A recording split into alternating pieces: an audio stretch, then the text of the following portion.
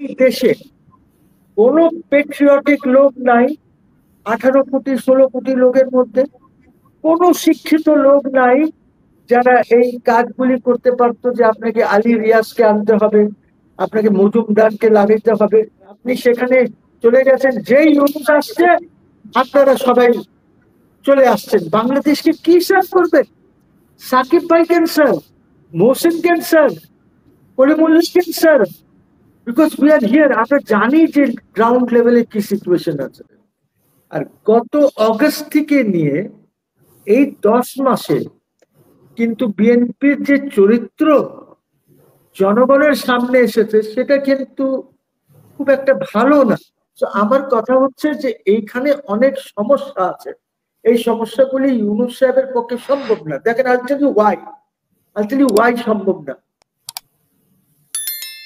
সাকিব আলী ভাই is here, I don't know whether he'll bear me out on this or not, যে আপনি সব imported লোকজনকে নিয়ে এসেছেন, আপনি সরকার চালাচ্ছেন ইম্পোর্টেড লোক, আর ও যে যাদের যেখানে এনেছেন ওই ওই মিনিস্ট্রিটা চলছে না। ধরেন আমি বলি অর্থনীতি, আপনার ওইখানে ইম্পোর্টেড লোক হলো অস্ট্রেলিয়ার থেকে আনিসুজ্জামান ও বটেবর, ঠিক আছে। তারপরে আপনার সব ফার্স্ট ক্লাস। ইকোনমিস্ট হলো ইউনুস, ইকোনমিস্ট হলো সালেউদ্দিন, ইকোনমিস্ট হলো মাহমুদ, আর ওই যে ইম্পোর্টেড ফ্রম অস্ট্রেলিয়া চলছে কিছু। অস্ট্রেলিয়া থেকে যিনি এসেছেন ওনাকে দায়িত্ব দেওয়া হয়েছে স্টক মার্কেট ঠিক করার জন্য, চলছে কিছু, হচ্ছে না। আপনি foreign office, such N important, এই দুই মিনিস্ট্রি তো খুবই ইম্পর্টেন্ট। ফরেন অফিসকে আপনি নেন, ফরেন অফিসে আপনি কয়েকজন মন্ত্রী আছে ওখানে, having the status, I mean adviser সাহেব বলেন একজন, খলিলুর রহমান হলো একজন, তারপরে ওই আরেকজন হলেন ওই যে স্যার, ওই যে হাই কমিশনার ছিলেন শ্রীলঙ্কা অনেক জায়গায়, উনি আছেন একজন, আর একজন হলেন 4জন না 5জন ওইখানে আছে, ঠিক আছে। আপনি তারপরে অসংখ্য লোকজন আছে যাদেরকে আপনি ক্যাবিনেট স্ট্যাটাস দিয়েছেন, আই এম সরি, স্টেট মিনিস্টারের স্ট্যাটাস দিয়েছেন। অসংখ্য লোকজন আছে বিদেশ থেকে আনা, যাদেরকে আপনি সিনিয়র সেক্রেটারি মর্যাদা দিয়েছেন। সো আমি যেটা জিনিস জানতে চাই, don't mind for saying this Hasina, because you are also settled abroad. আমি যে জিনিসটা বলতে চাইছি, অ্যাব্রড সেটেল করা is not a problem. Problem হচ্ছে কি, এই দেশে কোনো পেট্রিয়টিক লোক নাই 18 কোটি 16 কোটি লোকের মধ্যে। কোনো শিক্ষিত লোক নাই যারা এই কাজগুলি করতে পারতো, যে আপনাকে আলী রিয়াজকে আনতে হবে, আপনাকে মজুমদারকে লাগাইতে হবে, who is an American national. Majumdar, Ali Riaz American, কেন এদেরকে লাগাতে হবে? আপনি এত ইম্পর্টেন্ট সিকিউরিটির জিনিসগুলি আপনি ওই খলিলুর রহমানকে দিয়ে রেখেছেন। He is the opposite number of আপনার যে ডোভাল, অজিত ডোভাল। আর তাও দেখেন কিভাবে দেখ, তারা যখন বারবার মিটিং করলো, মিটিং এ অজিত ডোভাল বললো যে তোমার সাথে আমি কি আলাপ করব, তোমার তো you are not the national security adviser বাংলাদেশের। ওইখান থেকে আইসা 2 দিনের মধ্যে he was made the national NSA, বুঝছেন। Now he has created confusions, আমাদের বার্মা বর্ডারে কনফিউশন ক্রিয়েট করেছে, সে আর্মির মধ্যে কনফিউশন ক্রিয়েট করেছে, বিকজ ওকে আবার প্রতিরক্ষার দায়িত্ব দিয়ে দেওয়া হয়েছে। এই যে জিনিসগুলি সে করছে, এই জিনিসগুলি দেখেন। একটা কথা আমি বলি, এইটা বলি, যে যারা এই দেশ ছেড়ে ফর গ্রিনার প্যাস্চার্স চলে গেছেন, বাইরে গিয়ে ন্যাশনালিটি নিয়েছেন, can I call them Patriots? I will say they have betrayed the people of this country by going away. আর যদি গিয়েছিল পড়ালেখা করে যদি চলে আসতো, then I would say they were patriots. ওরা তো কারো করে নাই। আমার সাকিব ভাই তো যায় নাই। সাকিব ভাই তো ইচ্ছা করলে যেতে পারতো, বাইরে বিদেশে থাকতে পারতো, but he has come back.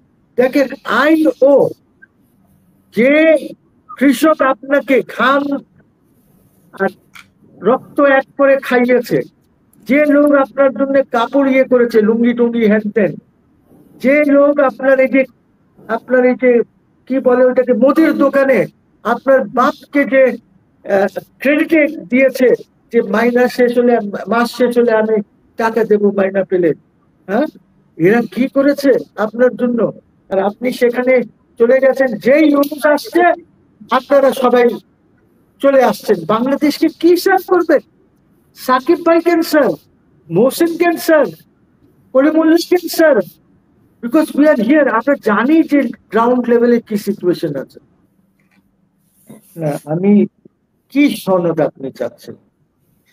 এক সনদ জুলাইয়ের হবে, আর এক সনদ রেডি করতেছে চার্টার, ওই যে রিয়াজ রেডি করছে। কি আমরা চাচ্ছি এটা কি? আমরা কি নিজেদের মধ্যে স্পষ্টভাবে জানি যে আমরা কি করতে চাই? বিকজ জুলাই সনদ will be related to the revolution or the অভ্যুত্থান। ওইখান থেকে ওইটা যেই মুহূর্তে আপনি সেখানে ঢুকবেন, তখন আপনার অনেক কিছু বলা হবে যে এইটা করতে হবে, সেটা করতে হবে। Now let me come back to something else. আপনারা কেউ আসিফের বই পড়েছেন জুলাই? নাম পড়িনি। আপনি বলেছেন আমার প্রোগ্রামে যেটা। জি, আমি পড়েছি, আমি পড়ছি। জি জি, এখন সেখানে আসিফ ভালো প্রস্তাব দিয়েছিল তারেককে। প্রস্তাবটা ছিল যে আসেন আমরা সবাই মিলে একটি ন্যাশনাল গভর্নমেন্ট বানাই, যার মধ্যে 50% হবে আপনারা পলিটিক্যাল পার্টিস, 50% হবেন স্টুডেন্টস এন্ড সিভিল সোসাইটি। সে আউটরাইট রিফিউজ করে দিল, বললো না, নাথিং ডুইং। তুমি একটা চিফ অ্যাডভাইজার করো, 7 জন অ্যাডভাইজার, এবং 3 মাসের মধ্যে ইলেকশন। তো বিএনপির মাথায় ইলেকশনের ব্যাপার সবসময় আছে। আর গত অগস্ট থেকে নিয়ে এই 10 মাসে কিন্তু বিএনপির যে চরিত্র জনগণের সামনে এসেছে সেটা কিন্তু খুব একটা ভালো না, বরঞ্চ খুবই খারাপ চরিত্র উঠে এসেছে। এবং ওইটার উপরে প্লাস পয়েন্ট করে দিল আমাদের কি নাম, এই যে খোকার ছেলে, সে এইখানে, হ্যাঁ ইশরাক, ইশরাক এইখানে গিয়ে নিজেই তো বসে যাচ্ছেন, যে দখল করে নিল, নিজেকে মেয়র ডিক্লেয়ার করে দখল করে নিল। এইটা কিন্তু কি বিএনপি বলেছে যে আমরা এটার সাথে সম্পৃক্ত না? কি তারেক যে স্টেটমেন্ট দিয়েছে যে তুমি এটা কি করছো, প্লিজ ভেকেট দ্যাট প্লেস, ওদেরকে কাজ করতে দাও, যখন ইলেকশন হবে তুমি দাঁড়াও। প্রবলেমটা হচ্ছে কি যে জুন, 1st of জুন থেকে ইয়ে শেষ হয়ে গেছে, ওই যে ইলেকশন হয়েছিল ওইটার মেয়াদই শেষ হয়ে গেছে। সো এখন তো আসিফ ইজ রাইট, এলজিআরডি কিচ্ছু করার নাই তো ওদের, সে তারা শপথ কেমনে দেবে? They will have to go for elections. একটাও বিবৃতি আসে নাই।